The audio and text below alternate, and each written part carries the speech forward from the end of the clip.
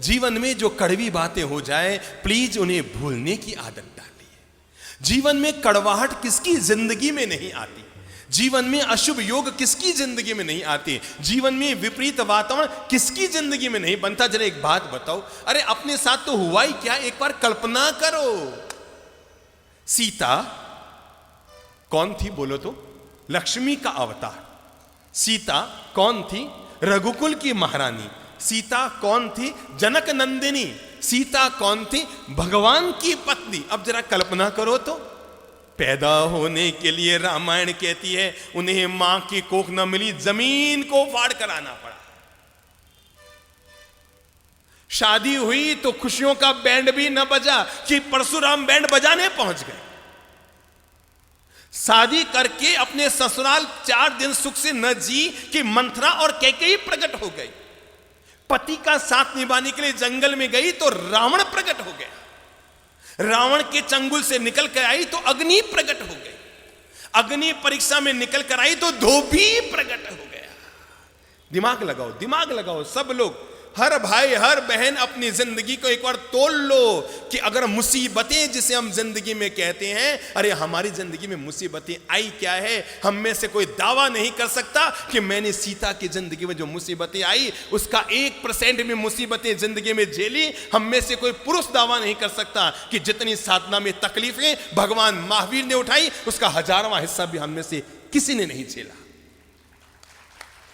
किसी ने नहीं झेला। पर जरा देखो तो सही, मां की कोख नहीं, परशुराम आ गया, कैकेयी प्रकट हो गई, रावण प्रकट हो गया, अग्नि प्रकट हो गई, धोबी प्रकट हो गया। सीता को फिर वनवास जाना पड़ा। रघुकुल की महारानी को, भगवान की पत्नी को, लक्ष्मी के अवतार को अपनी संतानों को जन्म देने के लिए किसी ऋषि के आश्रम में जाकर शरण लेनी पड़ी। हमारी हालत उससे बोलो अच्छी? शाबाश, बहुत अच्छी। हम में से हर महिला के साथ ऐसा नहीं हुआ जैसा सीता के साथ हुआ। पर मैं आपको ये बताना चाहता हूं, इतना कुछ होने के बाद भी सीता के मन में शांति थी, चेहरे पर मुस्कान थी और अंतर मन में औरों के प्रति पवित्र भावना थी।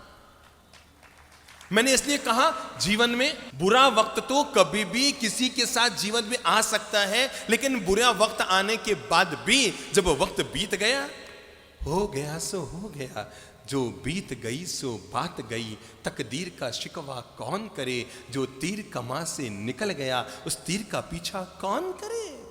उसने आपकी जमीन दबा ली, नो प्रॉब्लम, जो मेरा है वो जाएगा नहीं और जो चला गया वो मेरा था ही नहीं। किस बात को लेकर मन में विषाद कर रहे हो और किस बात को लेकर मन में पीड़ा कर रहे हो। आपने 5 लाख किसी को दिए थे ये सोचकर कि बुढ़ापे में 5000 रुपया महीना आता रहेगा तो पति पत्नी दोनों सुख से रोटी खाते रहेंगे। मेरे भाई, नियत को बिगड़ते कोई वक्त नहीं लगता। बड़े बड़ों की नियत बिगड़ जाती है और सामने वाले ने आपके 5 लाख दबा लिए।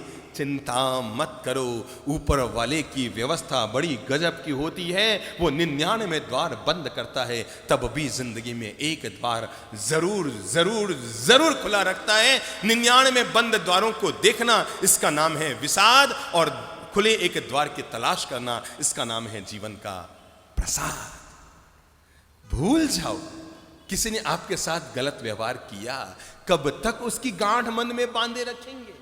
किसी ने आपके 2 लाख डुबो दिए, अरे रुपये गए सो गए, कोई दिक्कत नहीं, आपकी नींद और चली गई, आपकी शांति और चली गई, आपकी मुस्कान और चली गई, आपकी सुख की रोटी हाथ से चली गई। रुपये गए सो गए, जाए भाड़ में। अरे सबके रुपये जाने ही हैं। आदमी जन्म लेता है ना तो लंगोट मां पहनाती, उसमें जेब नहीं होता, होता है क्या? और आदमी मरता है ना तो घर वाले कफन उड़ाते हैं, कफन में जेब नहीं होता। पर आदमी कितना मूर्ख होता है, जन्मने पर लंगोट में जेब नहीं, मरने पर कफन में जेब नहीं, और जिंदगी भर जेब जेब जेब जेब भरने में ही लगा रह जाता है। सबको छोड़ना है, सबको जाना है, छूट गया सो छूट गया, चला गया सो चला गया। जीवन का मंत्र याद रखो, जो मेरा है वो जाएगा नहीं, और जो चला गया वो मेरा था ही नहीं।